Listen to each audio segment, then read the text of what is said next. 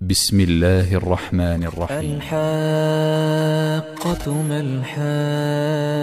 الحاقة، وما أدراك ما الحاقة. كذبت ثمود وعاد بالقارعة. فأما ثمود فأهلكوا بالطاغية، وأما عاد فأهلكوا بريح صرصر عاتية سخرها عليهم 7 ليال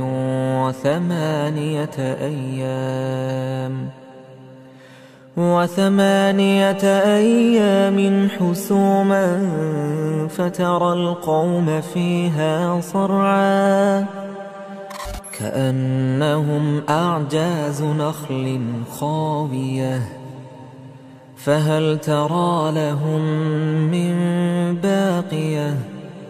وجاء فرعون ومن قبله والمؤتفكات بالخاطئة، فعصوا رسول ربهم فأخذهم أخذة رابية. إنا لما طغى الماء حملناكم في الجارية لنجعلها لكم تذكرة وتعيها أذن واعية. فإذا نفخ في الصور نفخة واحدة، وحملت الأرض والجبال فدكتا دكة واحدة، فيومئذ وقعت الواقعة. وانشقت السماء فهي يومئذ واهية، والملك على أرجائها، ويحمل عرش ربك فوقهم يومئذ 8. يومئذ تعرضون لا تخفى منكم خافية.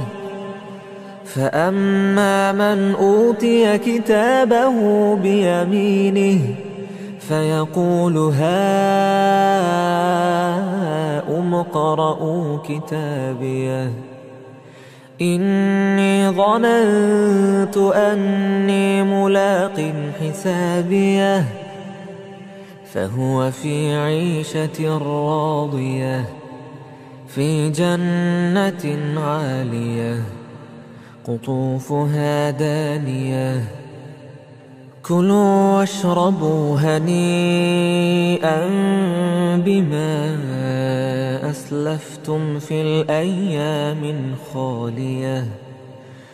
وأما من أوتي كتابه بشماله فيقول يا ليتني لم أوت كتابيه، ولم أدر ما حسابيه. يا ليتها كانت القاضية، ما أغنى عني ماليه، هلك عني سلطانيه. خذوه فغلوه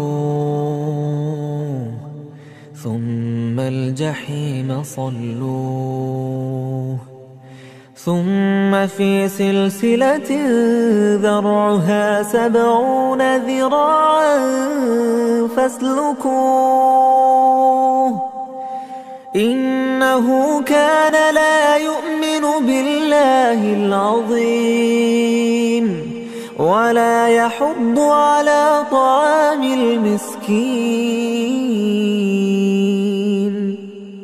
فليس له اليوم هاهنا حميم، ولا طعام إلا من غسلين، لا يأكله إلا الخاطئون. فلا أقسم بما تبصرون وما لا تبصرون إنه لقول رسول كريم وما هو بقول شاعر قليلا ما تؤمنون ولا بقول كاهن قليلا ما تذكرون تنزيل من رب العالمين ولو تقول علينا بعض الأقاويل لأخذنا منه باليمين ثم لقطعنا منه الوتين فما منكم من أحد عنه حاجزين وإنه لتذكرة للمتقين وإنا لنعلم أن منكم مكذبين وإنه لحسرة على الكافرين وإنه لحق اليقين فسبح باسم ربك العظيم. يا أيها الذين آمنوا صلوا عليه وسلموا تسليما